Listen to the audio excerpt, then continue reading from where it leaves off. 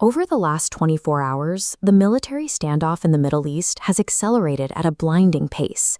The U.S. president has issued an ultimatum with a stark deadline, warning that if an agreement is not reached, a whole civilization will die tonight.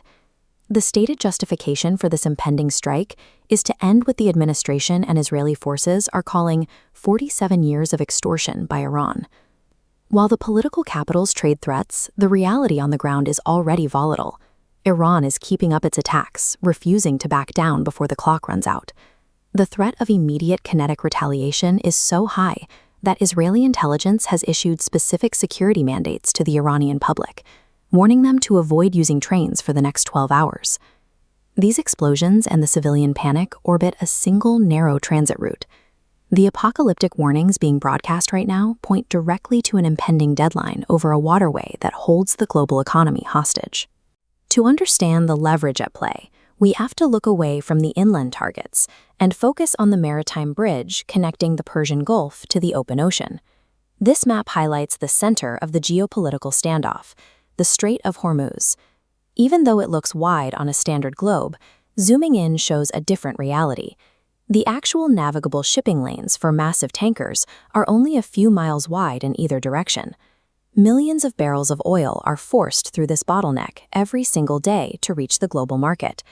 This volume accounts for roughly 20%. The president has tied his ultimatum and the threat of severe military action to keeping the strait open. The Strait of Hormuz operates as a structural single point of failure for macroeconomic stability. Securing a transit route only addresses the symptom. The tactical focus has now shifted inward to the physical source of that oil. Reports are already confirming U.S. and Israeli military strikes at critical Iranian infrastructure, including central bridges and military targets on Kharg Island. This schematic breaks down Kharg Island's function. It receives crude from inland pipelines and pumps it directly into outbound tankers, serving as the terminal for the vast majority of Iran's oil exports. These infrastructure strikes serve a specific commercial purpose. The U.S. president has cited his perspective as a businessman, claiming the victor is entitled to the spoils of Iranian oil. Striking Kharg Island serves a dual purpose. It cripples Iran's primary economic leverage while securing strategic energy assets for the victors.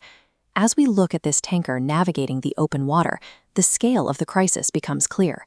The global energy market is now balancing on a knife's edge. Even if a last-minute diplomatic deal is reached, the speed of these escalating events has exposed the fragility of the worldwide supply chain.